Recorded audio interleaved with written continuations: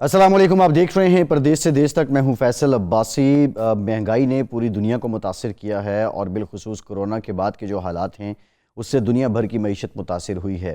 फिर Russia Ukraine वार की वजह से भी यूरोप और दीगर जो दुनिया के हिस्से हैं उसमें बहुत से बहरानों ने जन्म लिया है, जिसमें तवानाई का बहरान भी है, जिसमें बुनियादी जो अशिया ज़रूरियाँ हैं उनकी फराहमी ना होने का बहरान भी है, और दीगर भी बहरान हैं जो पिछले 1-1.5 साल से दुनिया उनको फेस कर रही है। अब बरतानिया में शरह सूद में इजाफा किया गया, फिर बरतानिया में साथ ही साथ महंगाई में भी इजाफा हुआ और इससे हाउसिंग इंडस्ट्री बुरी तरह मुतासिर हुई है। दहाइयों से घरों में रहने वाले मॉर्टगेज में इजाफे के बायस अब अपने घर बेचने को तैयार हैं। मार्केट में बहुत ज़्यादा घर आ चुके हैं जो बराए फ़रोख्त हैं, और इस वजह से 2008 यानी 2008 के बाद जो रवां साल नवंबर है, पिछले महीने जो मकानों की कीमतें हैं उसमें रिकॉर्ड 2.3% कमी बरतानिया के अंदर वाक़ हुई है, और इस कमी में मज़ीद इजाफा भी मुतवक्के है। मकानों की कीमतों में होने वाली कमी से हालिया महीनों के दौरान मार्केट की बदतरीन उथल पुथल ज़ाहिर होती है। बहुत से मकान ख़रीदने और मकान बेचने वाले मार्केट में इस्तेहकाम का इंतज़ार कर रहे हैं। अभी भी मार्केट मामूल की जानिब जाती नज़र नहीं आ रही है। अगले साल मकानों की कीमतों में तब्दीली का इन्हिसार अखराजात ज़िंदगी में इजाफे से दो चार घरानों की मुश्किलात में कमी बेशी और मईशत की सूरत हाल और लेबर मार्केट की सूरत हाल पर होगा।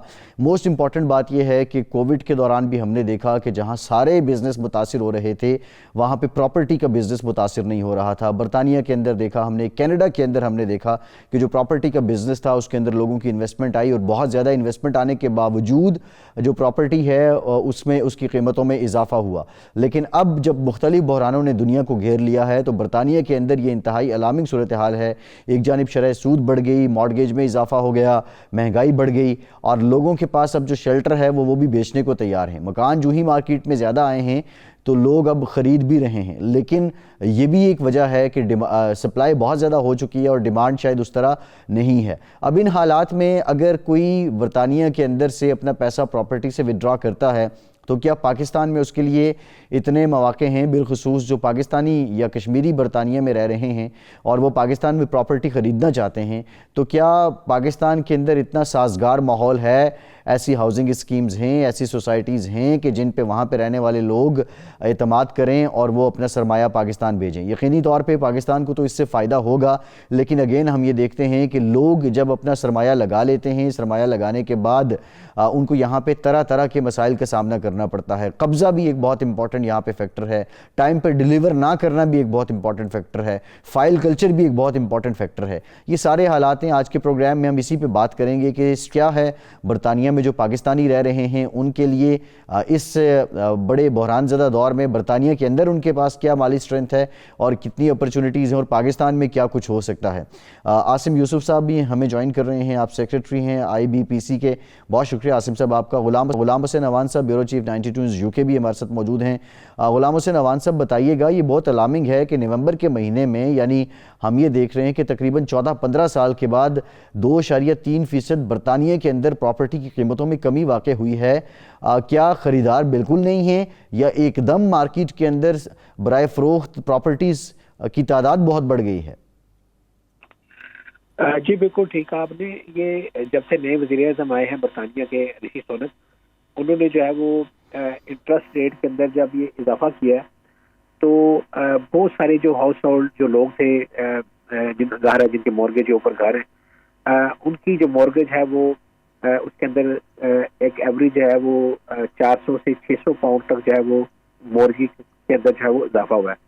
और ज़ाहिर है तनख्वाहों के अंदर उस तनासब के साथ इजाफा नहीं है, इसके अलावा दूसरी भी कॉस्ट ऑफ लिविंग जो है वो पहले ही काफ़ी इंक्रीज हो चुकी है, तो लोग जो है वो माली तौर पर काफ़ी परेशानी का शिकार है।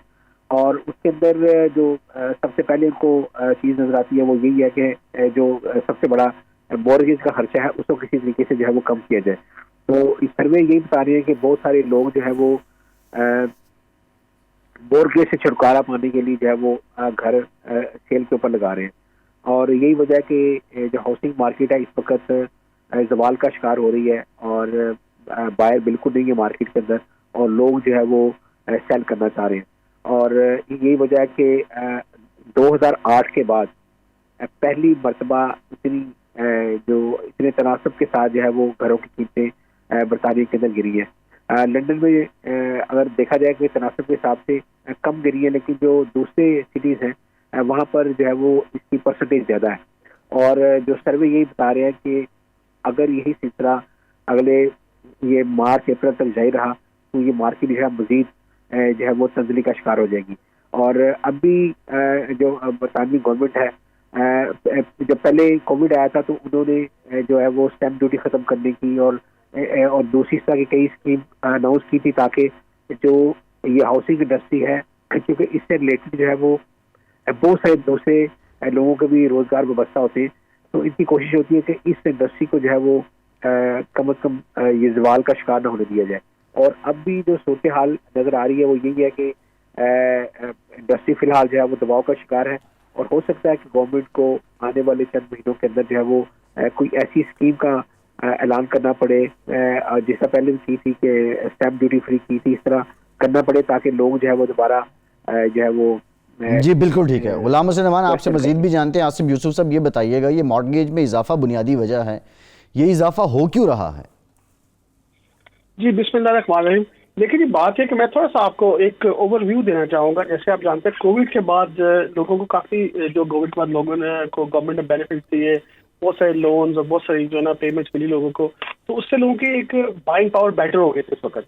बट जैसे ये सब चीज़ें ख़त्म हुई, जो मामूलात ज़िंदगी वापस रूटीन में आए, तो लोगों को people started to struggle to pay their bills. फिर उसके बाद जब कॉस्ट ऑफ लिविंग बढ़ गई, जैसे कि आपको पता है पूरी दुनिया के अंदर चीज़ों की प्राइसेस बढ़ चुकी हैं, यूके में बढ़ी हैं, तो वो सारी चीज़ें इम्पैक्ट करती हैं आपकी जो कॉस्ट ऑफ लिविंग है वो बढ़ी, तो लोगों के ये ज़िंदगी की जो मामूलात ज़िंदगी है उसको गुजारना मुश्किल हो गया, उसकी ये आपकी बाइंग पावर कम हो गई।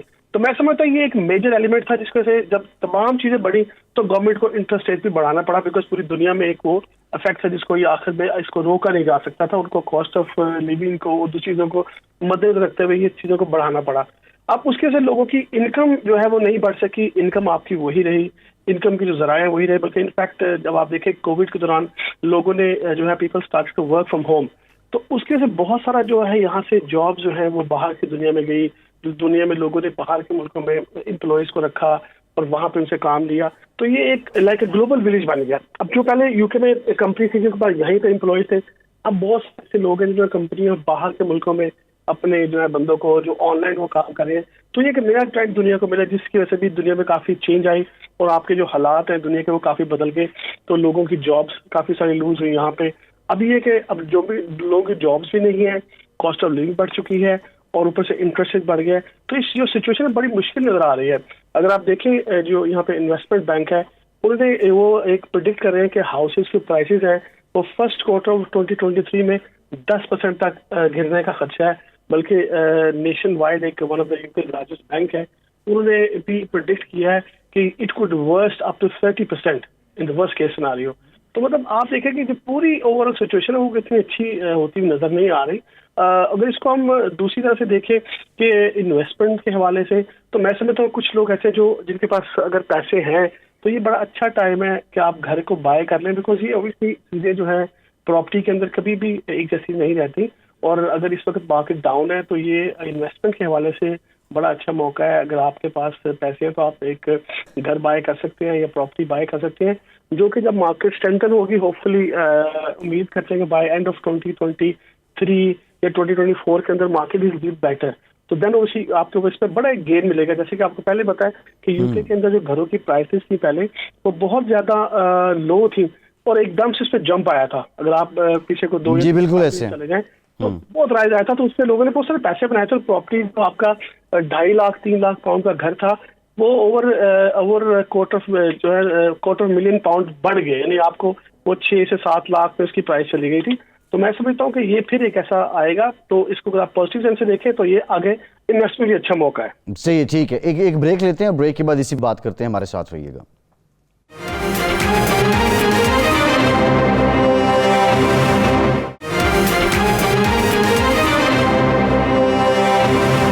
ब्रेक के बाद एक बार फिर से आपको खुशामदीद कहेंगे। हमें सदाकत मलिक साहब ने भी ज्वाइन किया है, आप रियल एस्टेट वर्कर हैं, बरतानिया से हमें ज्वाइन कर रहे हैं, बहुत शुक्रिया सदाकत मलिक साहब। सदाकत साहब, हम ये देख रहे हैं आदादोशुमार 2008 के बाद ये जो पिछला महीना था इसमें बरतानिया के अंदर प्रॉपर्टी की कीमतें 2.3% गिरी हैं।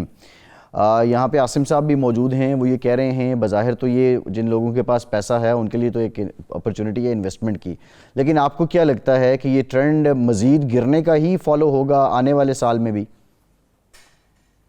जी अस्सलाम वालेकुम। मैं तो ये समझता हूँ जी कि जब तक गवर्नमेंट यहाँ की इन्फ्लेशन को कंट्रोल नहीं करेगी और उसको कंट्रोल करने का यही तरीका है कि इंटरेस्ट रेट बढ़ाए जाएं। जब इंटरेस्ट रेट बढ़ते हैं तो फिर ऑब्वियसली सप्लाई एंड डिमांड की सिचुएशन जो है वो इस तरह क्रिएट हो जाती है कि अब हालात ये है कि हम डेवलपर जो हैं ड्यूरिंग द कोविड पीरियड हमने बहुत सफ़र किया है, क्योंकि cost of materials has gone up astronomically. For example, जब से Brexit हुआ है यूके में हमारी लेबर काफ़ी बढ़ गई है, which has led to a lot of consequential costs in our industry.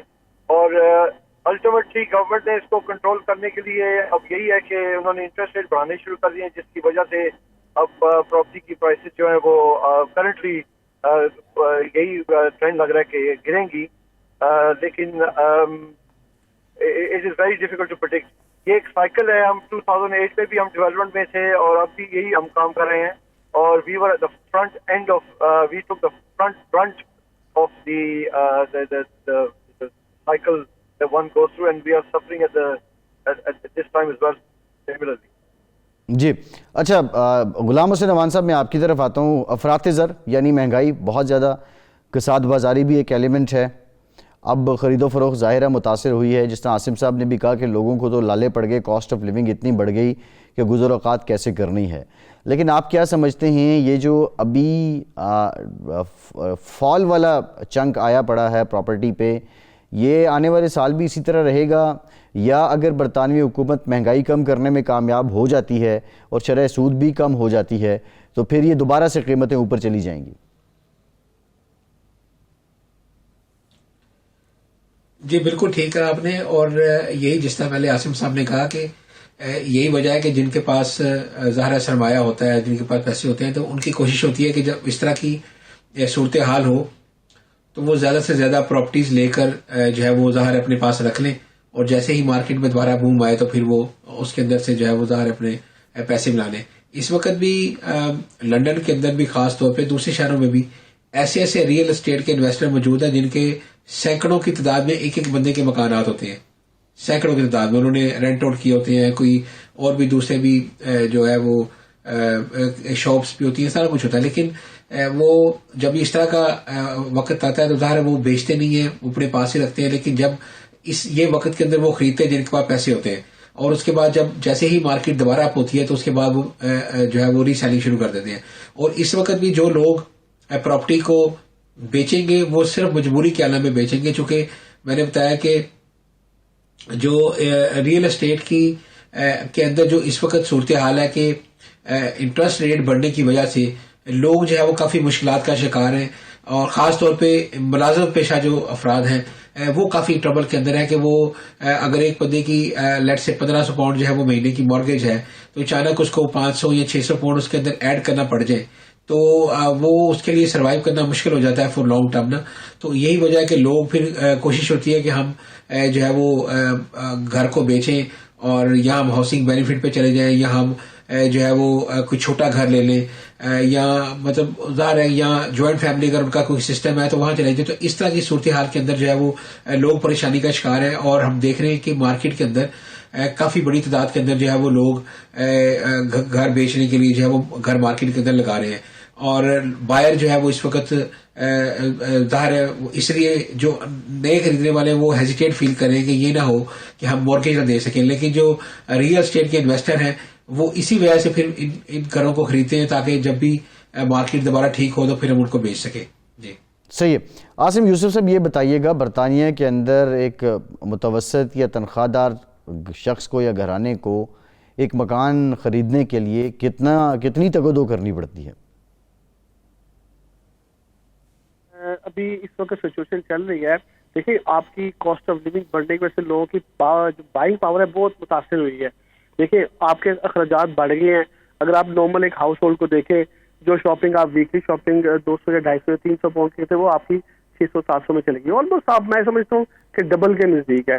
तो ऐसी सिचुएशन में जहाँ पे आपकी जो इनकम है वो नहीं बढ़ी और आपकी कॉस्ट बढ़ गई है, तो ये लोगों की पहुंच से बाहर होता जा रहा है। सिचुएशन जो है वो बाहर होती जा रही है, क्योंकि देखिए जब आपका इंटरेस्ट रेट बढ़ा है, फिर उसकी जो आपकी डाउन पेमेंट है वो ज्यादा हो गई है, तो लोगों को बेसिकली जो पैसे एज ए डाउन पेमेंट दे के घर खरीदना है। क्योंकि देखिए यूके के अंदर जो यहाँ पे एक बहुत बड़ी अचीवमेंट होती है, जैसे कोई घर खरीदता है तो यहाँ पे जो अपने कपल्स हैं, जो यंग जनरेशन है, तो उनका एक ड्रीम होता है कि घर खरीदना है। तो उनके लिए मैं समझता हूँ चीजें बड़ी मुश्किल होती जा रही है आने वाले वक्त के अंदर, कि इनकम जो है उनकी वो बढ़ रही और कॉस्ट ऑफ लिविंग बहुत ज्यादा हो गई है। तो ऐसी सिचुएशन में देखता हूँ कि घरों की जो प्राइसेस हैं वो फिलहाल तो कम है, और इस वक्त जो है, जैसे मैंने पहले कहा कि राइट टाइम है। जो लोग बाय करना चाहते हैं प्रॉपर्टी, जो इन्वेस्टर है वो इन्वेस्ट के प्रॉफिट उठा लेंगे, लेकिन जब मार्केट दोबारा नीचे थोड़ी सी आए, जो वापस नॉर्मल में आएगी, तो फिर ये और मुश्किल हो जाएगा घर खरीदना लोगों के लिए। तो ये मैं समझता हूँ एक सिचुएशन बड़ी अलार्मिंग है, स्पेशली उन लोगों के लिए जो फर्स्ट टाइम बायर हैं, जो आगे जाके इन्वेस्ट करना चाह रहे हैं या घर लेना चाह रहे हैं अपना। तो ये बड़ी मुश्किल एक सिचुएशन है उनके लिए, क्योंकि आगे ये सिचुएशन स्पेशली जो महंगाई के हवाले से है वो ठीक होती हुई नजर नहीं आ रही। हर चीज पूरी दुनिया में अगर आप देखें तो वो बढ़ गई है। तो ये चीजें एक ओवरऑल ऐसी है कि ये घरों को बाय करना मुश्किल से मुश्किल होता जाएगा जो आम पब्लिक के लिए। ठीक है। अच्छा सदाकत मलिक साहब, अब ये मुश्किल तो आन पहुंची है, लेकिन महंगाई भी बढ़ रही है। अब बोरिस जॉनसन के दौर में कोविड आया, फिर उसके बाद हमने देखा कि लिज ट्रस का तो आप पीरियड निगलेक्टेबल ही है, उसको आप कंसिडर तो नहीं कर सकते। लेकिन अब ऋषि सुनक के आने के बाद भी महंगाई पे काबू नहीं पाया जा सका है, और ये हर शोबे पे, जिस तरह प्रॉपर्टी पे असरअंदाज हो रही है। आप क्या समझते हैं कि इस पे बरतानिया की हुकूमत की पॉलिसियां हैं या बरतानवी रियासत की पॉलिसियां हैं, जो रशिया यूक्रेन मामले में बरतानिया भी सफ़र कर रहा है? देखें जी, रशिया यूक्रेन की जो सिचुएशन है उसमें हम एवरेज जो बरतानवी हैं हम सफ़र कर रहे हैं, इसलिए कि हमारी कॉस्ट ऑफ लिविंग जो है, जैसे भाई साहब ने अभी फरमाया है कि वो काफ़ी बढ़ गई है। मतलब कि यंगस्टर्स जो हैं जिन्होंने सोचा था कि हम फर्स्ट टाइम बायर्स जो घर लेना चाह रहे हैं, वो उनकी ये ओवरऑल कॉस्ट ऑफ लिविंग मतलब कि जैसे उन्होंने फरमाया डबल के करीब ही है। तो मतलब कि अवेलेबिलिटी ऑफ फंड्स जो हैं वो आजकल है नहीं, इसी वजह से, क्योंकि इंटरेस्ट रेट्स बढ़ते जा रहे हैं। तो ये मसला जो है ये बरतानी गवर्नमेंट के जो हमारा बैंक ऑफ इंग्लैंड है यही कंट्रोल कर सकता है, और intervention from government in any form will also help, और it is absolutely imperative and it's needed. लेकिन मेरा नहीं ख्याल कि ये एक साल 2 साल में ये चीज़ रिकवर होगी, इट विल टेक टाइम। ठीक है, एक ब्रेक लेते हैं, ब्रेक के बाद वापस आते हैं, गुफ्तगू का सिलसिला यहीं से जोड़ेंगे, हमारे साथ रहिए।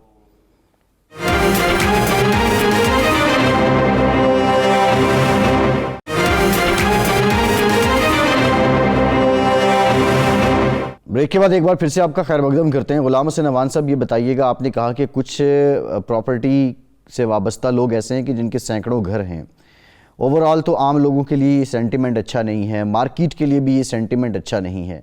लेकिन अगर बज़ाहिर जहां आम लोगों के लिए क्राइसिस सूरत हाल है, जो लोग गुरु हैं इस फील्ड में और वो ऐसे मौके की तलाश में होते हैं कि जब दूसरों के लिए क्राइसिस हो और उनके लिए अपॉर्चुनिटी हो, तो उनकी अप्रोच ऐसे में क्या है?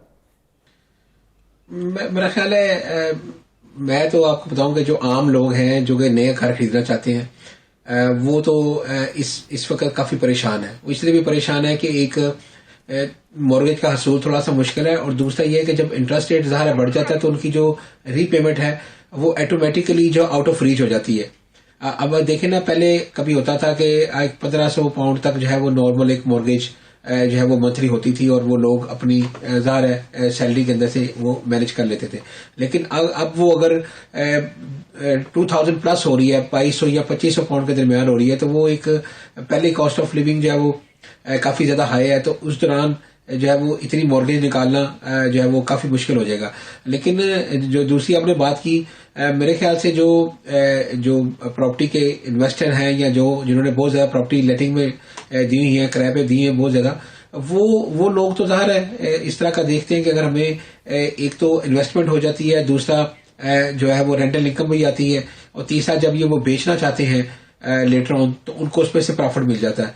तो वो ज़ाहिर है जो इस फील्ड के अंदर है उनको तो पता है, उनको तो एक दिन की रिपोर्ट का पता होता है उनको कि ये जो मॉर्गेज इंटरेस्ट रेट जो है वो ज्यादा हो रहा है या कम हो रहा है, तो उससे कितना इम्पैक्ट पड़ेगा। क्योंकि जितनी बड़ी मछली होती है उसको फिर जब वो इन्वेस्टमेंट करती है तो उसको उतना ही बड़ा फायदा होता है। तो जो अब आम लोग हैं जो कि फर्स्ट टाइम बायर हम जिसको कहते हैं, जो पहले ही घर लेने का ख्वाब सजाए बैठे हैं, वो काफी इस वक्त परेशानी का शिकार है कि वो अगर एक बंदे ने जो है वो अपने अरेंजमेंट करके एक अमाउंट जमा की थी कि मैंने अब घर लेना है, तो अब एक तो जब रीमॉर्गेज बहुत ज्यादा हो जाएगी तो उसके लिए काफी परेशानी का सामना है। अच्छा, आपने कहा कि मॉर्गेज जो मुतवसत है या एवरेज है वो है 1500 पाउंड होती थी, लेकिन अगर आप 2200 पे चली गई है तो इसी दर्जे का एक शख्स जिस घर में रहता है उसका मंथली रेंट कितना होता है? मंथली रेंट पे अब तकरीबन आप कह सकते हैं कि इस वक्त जो एक 3 बेडरूम का नॉर्मल घर है मुख्तलिफ एरियाज के अंदर जो है वो रेट कम ज्यादा होते हैं। जैसे लंदन के आप मैनचेस्टर कह लें, ब्रेडफोर्ड, बर्मिंघम में रेट जरा कम होते हैं, लेकिन अगर आप लंदन की बात करें तो लंदन में अब एवरेज रेंट भी जो है वो 1800 से 2200 के दरमियान है 3 बेडरूम घर का, और इससे कम नहीं मिलता। उसके ऊपर फिर आपके दूसरी जो ज़ाहिर है कोस्टल टैक्स होता है, उसके अलावा फिर बिल्स हैं सारे, दैट्स टॉप ऑफ दैट, तो फिर मेंटेनेंस भी घर की होती है। तो बड़ा मुश्किल सूरत हाल हो रही है खास तौर पे फर्स्ट टाइम बायर के लिए कि वो इतनी जो रीमॉर्गेज है वो कैसे पे करेगा। सही है। आसिम साहब, ये बताइएगा, अब एक शख्स अगर बरतानिया में अपनी प्रॉपर्टी बेचता है और उसका ताल्लुक पाकिस्तान से है, तो आप वो समझते हैं कि पाकिस्तान में ऐसे हालात हैं कि वो यहाँ पे अपनी इन्वेस्टमेंट ट्रांसफ़र कर सके? जी देखिए, मैं समझता हूँ कि ये बड़ा एक गोल्डन टाइम है इस वक्त। उसके फैक्टर मैं आपको बताता हूँ। देखिए, एक तो ये है कि पाउंड का जो रेट है अगेंस्ट पाक रुपीज वो बड़ा अच्छा मिलता है आपको। अगर आज के दिन आप देखें तो आई थिंक 280-290 रुपए का एक ऊपर मार्केट में आपको जो है ना पाउंड मिल रहा है। तो एक तो अगर आप यहाँ पे घर बेचते हैं तो आपकी जो अमाउंट है वो आपको उससे बदले में बहुत ज्यादा मिलती है पाक रुपीज के अंदर। दूसरी सिचुएशन है कि पाकिस्तान के अंदर जो सिचुएशन चल रही है इस वक्त, जैसा कि आप जानते हैं, पॉलिटिकल इंस्टेबिलिटी की वजह से वहाँ पे हर चीज जो है वो रुकी हुई है। वहाँ पे जो इन्वेस्टर्स हैं वो नहीं आ रहे, या प्रॉपर्टी की जो चीजें हैं या मुख्तलिफ जो कारोबारी हजरात हैं वो काफी परेशान हैं। स्पेशली लोग इम्पोर्ट एक्सपोर्ट के बिजनेस से वाबस्ता हैं, वो जानते हैं कि पाकिस्तान में इस वक्त लेटर ऑफ क्रेडिट का बहुत इशू चल रहा है, जैसे वहाँ पे जो है वो आप अगर कुछ बाहर से मंगवाना चाहते हैं तो आपकी पेमेंट्स ट्रांसफर नहीं हो रही। तो ये तमाम एक बड़ी एक गैर यकीनी सूरत हाल बनी हुई है जिसमें पाकिस्तानी बिजनेसमैन स्पेशली बड़े ज्यादा परेशान है। अब इन चीजों को अगर देखा जाए तो ये पाकिस्तानी मार्केट में इन्वेस्ट करने का प्रॉपर्टी के अंदर मैं समझता हूँ कि बहुत अच्छा एक मौका है। क्योंकि देखिए, यहाँ पे अगर आपको घर बेचते हो जो आप वहाँ पे आपको उस बदले पैसे जो मिलते हैं पाकिस्तानी वो बहुत ज्यादा उससे अच्छा एक मिलता है रेट। और दूसरा जो पाकिस्तानी जो प्रॉपर्टीज है वो भी काफी इस वक्त डाउन है, बिकॉज मार्केट में बायर नहीं है, तो आपको बहुत अच्छे रेट पे प्रॉपर्टीज मिल जाती हैं। और मैं आप पे यहाँ पे अपने आपके जो सुनने वालों को बताना चाहता हूँ कि पाकिस्तान दुनिया के अंदर एक वाहिद ऐसा मुल्क है जिसमें जो आपको रिटर्न्स है प्रॉपर्टी के अंदर वो ऐसी रिटर्न्स कहीं भी नहीं मिलती। मतलब मैं दुबई की प्रॉपर्टी में या यूके के प्रॉपर्टी में भी काफी रिसर्च मैंने की है, पर जो रिटर्न आपको प्रॉपर्टी के अंदर पाकिस्तान में मिलते हैं वो दुनिया में कहीं नहीं मिलते। मतलब मैं अगर देखूं कि कुछ ऐसी प्रॉपर्टीज में आपको जहाँ पे 200% भी रिटर्न मिलता है साल 2 साल के अंदर, तो वहाँ पे एक बड़ी जंप्स लगती है। तो मैं समझता हूँ कि ये इस वक्त बड़ा अच्छा मौका है पाकिस्तान में जाकर प्रॉपर्टी बाय करने का। क्योंकि देखिए, पाकिस्तान में इवेंचुअली पॉलिटिकल स्टेबिलिटी अभी नहीं 6 महीने में आनी ही आनी है, और जैसे ये पॉलिटिकल स्टेबिलिटी आएगी, वहाँ पे कोई भी हुकूमत नहीं आएगी, तो डेफिनेटली मार्केट जो है एकदम से बूम करेगी। तो ये वो टाइम होगा जब लोगों को उनकी रिटर्न 200% 300% बढ़ती हुई नजर आती है। तो मैं समझता हूँ कि बड़ा अच्छा मौका है इस वक्त अगर ओवरसीज पाकिस्तान में अपनी प्रॉपर्टी को इसमें बाय करते हैं, यहाँ से जो इन्वेस्टमेंट हम लेके जाते हैं, तो एक तो इस वक्त जैसे मैंने कहा कि आपका एक्सचेंज रेट बहुत अच्छा है, आपको पाउंड के बदले में रुपीज बहुत ज्यादा मिलते हैं, और जो आपकी प्रॉपर्टी अगर आप इस वक्त बाय करते हैं आपको अच्छे रेट में मिल जाती है। लेकिन जब मार्केट स्टेबल होगी तो उसके बदले में आपको बहुत हाई इसमें जो है ना वो रिटर्न मिलेंगे इंशाल्लाह। सही है। सदाकत मलिक साहब, आपसे यही क्वेश्चन है, मौजूदा हालात में पाकिस्तान बेयकीनी तो है, लेकिन अगर कोई इन्वेस्टमेंट करता है, अब इन्वेस्टर्स जो बाहर से बरतानिया से या दीगर ममालिक से करते हैं, उनका एक सवाल ये होता है कि हमें चीट किया जाता है, हमें फूल बनाया जाता है, हमारे पैसे जो लिए जाते हैं फिर उसके अकॉर्डिंग जो वादे किए जाते हैं तो उस टाइम पे डिलीवरी नहीं होती है। आप समझते हैं कि कुछ इदारे या कुछ कंपनीज पाकिस्तान में ऐसी हैं कि जिन्होंने अपने क्लाइंट को मुतमईन किए रखा है और वो बेस्ट ऑप्शन होनी चाहिए पाकिस्तान में? देखिए जी, यहाँ पे हमें अक्सर कंपनीज अप्रोच करती रहती हैं कि आप पाकिस्तान में इन्वेस्ट करें, और in fact I showed some interest in some flats in Gwadar, मतलब कि मैं I just came across an ad and I applied for it. Unfortunately, when you hand over, किसी को आप यहाँ पैसे देते हैं तो when you transfer money from one person to another organization, there are financial institutions that govern rules and regulations, and you are theoretically covered by the bylaws.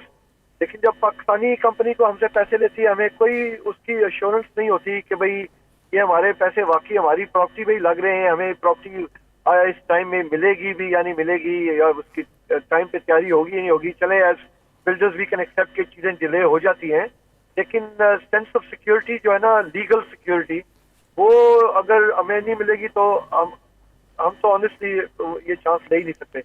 हमारा कौन कचहरियों में जाएगा और वहाँ पे चक्कर लगाएगा लीगैलिटीज को कवर करने के लिए. हमें तो अव्वल वहाँ के रूल्स एंड रेगुलेशन ही नहीं पता.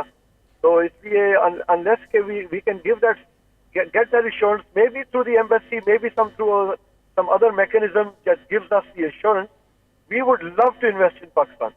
Honestly, we would love to invest in Pakistan. जी ठीक है.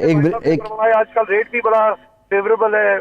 I mean we could really benefit from that, but unfortunately the security element is the biggest no. जी ठीक है. एक ब्रेक लेते हैं, ब्रेक के बाद आते हैं तो अब सजेशंस पे कुछ बात करते हैं. हमारे साथ रहिए.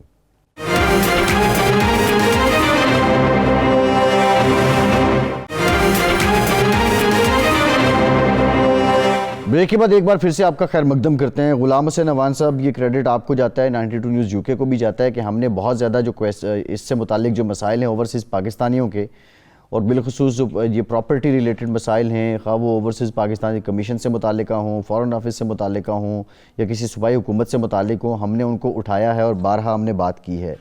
लेकिन अब ऐसे में जो रिजर्वेशन थे हमने उस पर बड़ी डिटेल बात की है, लेकिन कुछ इदारे पाकिस्तान में बड़ा अच्छा काम भी कर रहे हैं जो बड़े क्लियर हैं. ओवरऑल सेंटिमेंट क्या है बरतानिया में? जो लोग रियल इस्टेट से वाबस्ता हैं, अगर उनके पास ऑप्शन आता है कि वो पाकिस्तान में इन्वेस्ट करें, तो कुछ सेंटिमेंट में बेहतरी आई है क्या? सबसे पहले मैं बताऊं, मैं आसिम साहब की बात से बिल्कुल इत्तेफाक करता हूं और सदाकत साहब ने बिल्कुल बात ठीक की है. पहली बात है कि पाकिस्तान के अंदर एक तो इन्वेस्टमेंट करने से एक तो जाहिर है हमारे मुल्क की खिदमत होती है, हम पाकिस्तान के अंदर सरमायाकारी कर रहे हैं, और दूसरा ये कि हमारी मदरलैंड है, और तीसरी बात ये जो बड़ी अहम की थी कि आसिम ने कि इसके अंदर सबसे बड़ा रिटर्न ऑफ इन्वेस्टमेंट है वो पाकिस्तान की प्रॉपर्टी के अंदर है. हमने खुद देखा है, हम भी छोटी मोटी कोई चीज अगर पाकिस्तान में लेते हैं तो 1-2 साल के अंदर काफी बड़ा उसका जंप आ जाता है. लेकिन जो सदाकत साहब ने बड़ी अहम बात की है वो ये है कि हमें उन अदारों के साथ या उन सोसाइटीज के साथ जो हमें वहां पर इन्वेस्टमेंट करनी चाहिए जिनका एतमाद है लोगों के ऊपर, जिनके बारे में क्लियरेंस है कि ये 2 नंबर काम नहीं करते या फ्रॉड नहीं करते या लोगों से पैसे लेकर जो है वो लोगों को प्लाट लेकर उनके पीछे नहीं भागना पड़ता. क्योंकि माजी के अंदर ऐसे काम हुए हैं, माजी के अंदर ऐसे लोगों से फ्रॉड भी हुए हैं कि यहाँ पर जो है वो उनको डॉक्यूमेंट्स के अंदर सारा प्लाट दे दिया है, डॉक्यूमेंट के अंदर उन्हें सब कुछ दे दिया गया, लेकिन जब वो पाकिस्तान जाते हैं तो उनको एक कागज के अलावा उनके पास कुछ भी नहीं होता. तो इसी तरह चूंकि हम लोग यहाँ पर बैठे होते हैं और शायद उस तरीके से वो चीजों को, प्रॉपर्टी के मामला को नहीं समझ पाते, लेकिन उन्हें चाहिए कि जिस सोसाइटी के साथ, चाहे वो किसी भी शहर में हो, किस अदारे के साथ वो इन्वेस्टमेंट करने चाह रहे हैं तो उसके मुतल्लिक डिटेल इन्फॉर्मेशन जरूर ले लें. आजकल वैसे ही टेक्नोलॉजी का दौर है, आपको चीजें पता चल जाती हैं. आप जो पाकिस्तान के अंदर अदारे हैं, LDA है या दूसरे अदारे हैं, उनके साथ आप जो है वो उनसे पूछें. उसके अलावा आप मार्केट वैल्यू देखें कि जो लोग आप लंदन में आकर जो आपको चीज को बेच रहे हैं उनकी पाकिस्तान के अंदर क्या वर्थ है, क्या वो कभी कोई बैंकरप्सी तो नहीं गए या कभी उनके किसी भी इदारे के ऊपर उनके खिलाफ कोई फ्रॉड का या कोई ऐसा केस तो नहीं चल रहा. सारी क्लियरेंस करने के बाद फिर आप इन्वेस्टमेंट करें. जैसे मैं नाम नहीं लेना चाहता, लेकिन पाकिस्तान के जो रियल एस्टेट के बहुत बड़े बड़े नाम हैं और उनकी रिपोर्ट अच्छी है कि वो अगर वहां पर कोई इन्वेस्टमेंट करता है उसके साथ फ्रॉड के चांसेस नहीं है. आपको जो है वो अगर रजिस्ट्री आपकी होनी है तो आपकी मौके पर बुलाकर आपकी तस्वीर ली जाती है, सेलर की, बायर की, एक पूरा डॉक्यूमेंट वहां पे तैयार होता है.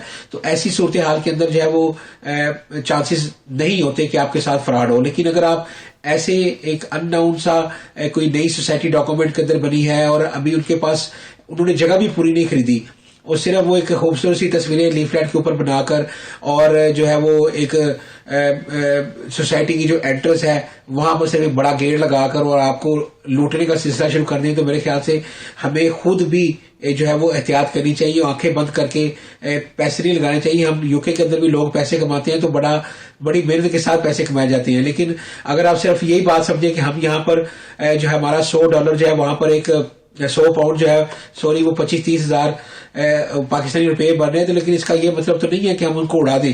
हमने यहाँ पर मेहनत के साथ पैसे कमाए हैं, तो हमारा हक बनता है कि हम पाकिस्तान के अंदर रियल एस्टेट के अंदर इन्वेस्टमेंट बिल्कुल जरूर करें, लेकिन देख कर करें, अदारे को देख कर करें, और जो यहाँ पर उनकी मार्केटिंग करें उन लोगों को भी देखें, उसके बाद इन्वेस्टमेंट करें। सही है। अच्छा आसिम यूसुफ साहब, मौजूदा हालात में आपको पाकिस्तानी हुकूमत का कोई किरदार नज़र आ रहा है कि ये बरतानिया में बैठे इन्वेस्टर्स को कायल करने की कोशिश कर रहे हों, या बरतानिया में जो हमारा हाई कमीशन है वो अपना कोई किरदार अदा कर रहा है इस मामले में, कमर्शियल अताशी बाकी जो मुतल्लिका लोग हैं वो? जी देखिए, मैं समझता हूँ कि मेरा एक ऑनेस्ट ओपिनियन तो ये है, इस वक्त तो जो गवर्नमेंट के हालात चल रहे हैं, इस वक्त तो हर बंदा जो है ना अपनी वो गवर्नमेंट बचाने के चक्करों में है। जैसा कि आप जानते हैं कि मुल्क इस वक्त शदीद मुआशी बहरान से गुजर रहा है और Pakistan is about to bankrupt. अल्लाह ना करे ऐसा हो, लेकिन इस वक्त आपको एक बड़ी मुझे एक अलार्मिंग सिचुएशन वहाँ नजर आ रही है। ना कि ऐसा हो कि कोई गवर्नमेंट का कोई ऐसा प्लान ऑफ एक्शन कोई गवर्नमेंट देती नजर आए, मतलब इस वक्त मैं देखता हूँ किसी के कान पे कोई जूं में नहीं रेंग रही। हालांकि अगर सिचुएशन देखी जाए इकॉनमी की तो बहुत बुरी सिचुएशन है इस वक्त। जैसे मैंने पहले भी कहा कि एलसीज जो बाहर से जो इम्पोर्ट एक्सपोर्ट का काम करते हैं, उनके कंटेनर जो है ना 100 के हिसाब से कंटेनर वहाँ पे जो फंसे हुए हैं, और लोगों को डेली के बेसिस पे लाखों रुपए का जो है बाद में डैमेज और डिटेंशन जो पड़ रहे हैं। फिर पीछे अभी हमारे पास जो रिपोर्ट है कि कराची पोर्ट पे कुछ जिंजर के और गार्लिक के कंटेनर फंसे हुए हैं, जो कि आप जानते हैं कि पेरिशेबल आइटम्स है। वो तो क्लियर हो गए आसिम साहब, वैसे क्लियर हो गए। वो लेटेस्ट अपडेट ये है कि वो फंसे थे लेकिन अब वो क्लियर हो गए। इस तरह की बहुत सारी चीजें और भी हैं जो वहाँ फंसी हुई हैं, मशीनरी के हवाले से और चीजों के हवाले से। तो गवर्नमेंट इस वक्त जो है वो किसी भी चीज को देखती हुई नजर नहीं आ रही, कोई प्लान ऑफ एक्शन किसी गवर्नमेंट से अनफॉर्चुनेट नजर नहीं आ रहा, बल्कि इस वक्त सियासी एक जंग मुल्क में चल रही है, जिसकी वजह से जो है मजीद जो इकोनॉमी है वो बुरी होती नजर आती है। तो मैं समझता हूँ कि गवर्नमेंट ऑफ पाकिस्तान को अपनी इस सियासत के साथ साथ जो पाकिस्तान की मईशत है उसको भी देखना चाहिए। क्योंकि देखिए, गवर्नमेंट आज किसी की भी या कल किसी और की भी आ जाएगी, लेकिन ये पाकिस्तान की जो इकोनॉमी है इसका संभलना, पाकिस्तान का जो ज़र मुबादला है उसमें जो है एक खतरनाक हद तक जो है वो कमी आ चुकी है। तो ये सब चीजें भी मैं समझता हूँ किसी बैठे वहाँ पे जो पावरफुल हल्के हैं उनको देखना चाहिए कि ये बहुत जरूरी है। हुकूमत तो किसी की भी आएगी, फिलहाल सो फार अभी जैसे ओवरसीज हम पाकिस्तानी, हमें कोई वहाँ पे चीज नजर नहीं आ रही कि गवर्नमेंट में कोई बेटरमेंट या कोई ऐसी चीज, कोई गवर्नमेंट की पॉलिसी ऐसी नजर नहीं आ रही कि जिसकी वजह से जो है कि ओवरसीज पाकिस्तानी समझे या लोग समझे कि मुआशी बेहतरी आएगी। तो मुआशी बेहतरी लाना बहुत जरूरी है इस वक्त, क्योंकि जो जो जो कारोबारी हल्के हैं वो शदीद मुश्किलात और परेशानी का शिकार है। और इसमें से मैं समझता हूँ कि पाकिस्तान से बहुत सारे लोग जो सरमाया निकालने की बातें कर रहे हैं, मतलब हर बंदा कोशिश करे कि बाहर जाके बाहर अपना पैसा लेके जाया जाए, बाहर की नेशनलिटी ले ली जाए। तो इसमें बहुत सारे लोग काम कर रहे हैं। तो ये एक ओवरऑल देखा जाए तो लोग पाकिस्तान से निकलना चाह रहे हैं। तो मैं समझता हूँ कि इसके लिए बड़े सीरियस एक्शन लेने चाहिए, और जो ताकतवर हल्के हैं पाकिस्तान के अंदर उनको चाहिए कि ऐसे मजलिस लें कि आने वाले वक्त में जो है लोगों का जो इंटरेस्ट है वो डेफिनेटली बहाल हो, लोगों की जो एक उम्मीदें हैं पाकिस्तान के साथ या पाकिस्तानी जो गवर्नमेंट के साथ, उसमें बेहतरी आनी चाहिए। सही है। अच्छा सदाकत मलिक साहब, एक पाकिस्तान से ज़रा हट के बात करें, जो दीगर ममालिक के लोग बरतानिया में रह रहे हैं, उनकी अपनी प्रॉपर्टीज़ हैं। अब जब ये हाउसिंग का क्राइसिस आ रहा है, लोग अपनी प्रॉपर्टी बेचेंगे, तो क्या वो कैपिटल फ्लाई करेगा बरतानिया से? और बरतानवी हुकूमत ने कोई ऐसी पॉलिसी बना रखी है कि कैपिटल बरतानिया से बाहर ना जाए? जी ऑब्वियसली यहाँ की गवर्नमेंट की प्लानिंग तो यही है कि लोग बाहर से इन्वेस्ट यहाँ पे करें और उनकी इन्वेस्टमेंट की सिक्योरिटी यहाँ का जो सिस्टम है वो प्रोवाइड करता है। In the long run I believe कि that is what they would always want to achieve and to continue. जैसे कि भाई साहब ने फरमाया, हमारे पाकिस्तान से लोग, हम तो छोटे से डेवलपर हैं, लोग पाकिस्तान से हमें कांटेक्ट कर रहे हैं कि भाई हम यहाँ पैसा लगाना चाहते हैं, which is a very very sad situation कि हम चाहते हैं कि हम पाकिस्तान में करें और for reason that we can't do is, जो मैंने आपको पहले बता चुका हूँ और अवान साहब ने भी उससे थोड़ा सा रोशनी डाली है लेकिन Britain obviously at all time they're trying to make the city of London as the hub of financial institutions. Obviously Brexit के बाद इनको उस चीज का बड़ा इफेक्ट हुआ है, लेकिन ओवरऑल प्रॉपर्टी और इन्वेस्टमेंट इस कंट्री में लोग कर रहे हैं और उनको सिक्योरिटी मिल रही है, इसीलिए तो वो कर रहे हैं। हम देखें, going back to the Gwadar example, मुझे 6-7 हज़ार पाउंड के कॉन्डोज की जगह मिल रही थी कि आप ले लें।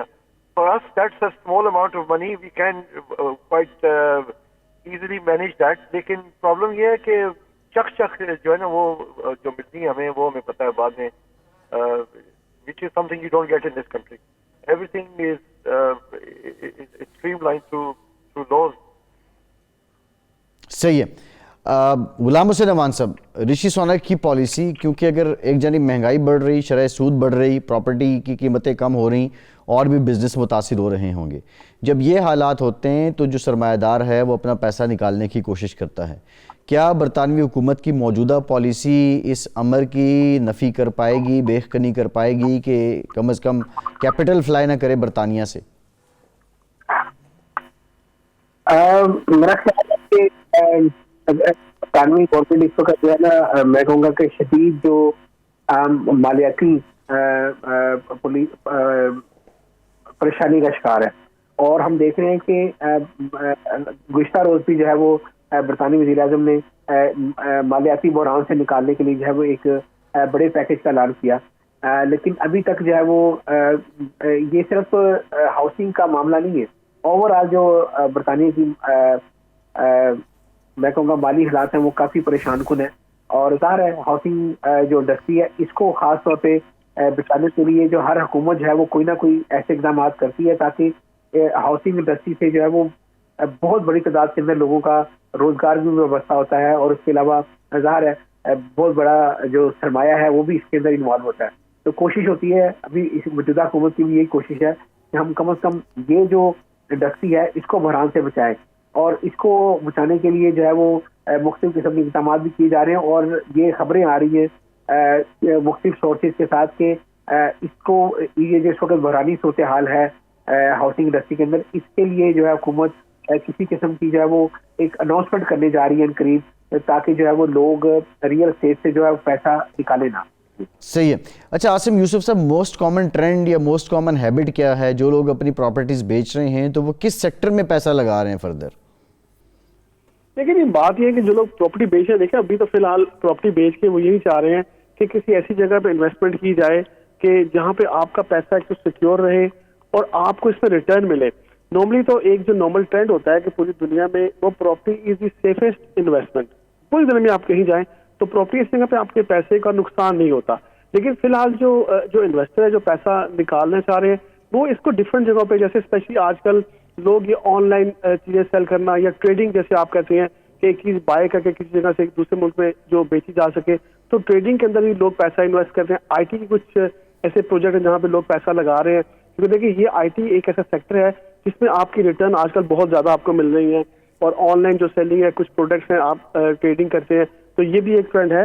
लेकिन मैं समझता हूं अभी भी जो है देखा जाए तो रियल स्टेट में अगर आप, जैसे मैंने कहा कि अगर आपका पैसे हैं तो ये बड़ा अच्छा मौका है, इसको प्रॉपर्टी को बाय कर लिया जाए और बाय करके इसको अगर कुछ देर के लिए होल्ड किया जा सकता है तो इस पर आपको बहुत अच्छी रिटर्न मिल सकती है। तो ये कभी भी बुरा आइडिया नहीं है कि आप घरों को बेच के किसी और जगह पैसा लगाएं, बल्कि ये होल्ड करने का टाइम है इस वक्त। और होल्ड करके इसको अगर आप वेट करेंगे तो ये बहुत अच्छा रिटर्न आपको प्रॉपर्टी देगी। अदरवाइज तो आप जो दूसरे बिजनेस, जैसे मैंने कहा है कि उस पर लोग पैसा लगा रहे हैं लेकिन उस पर रिटर्न आपको वक्ती तौर पर आएगा, लेकिन इस पर इतना रिटर्न अच्छा आपको नहीं मिलेगा जितना आपको पैसे को या प्रॉपर्टी को होल्ड करके इसके ऊपर आपको रिटर्न मिलेगा। जी ठीक, बहुत शुक्रिया आसिम यूसुफ साहब, मलिक साहब, गुलाम हुसैन अमान साहब, आपका। फैसल अब्बासी को इजाज़त दीजिए।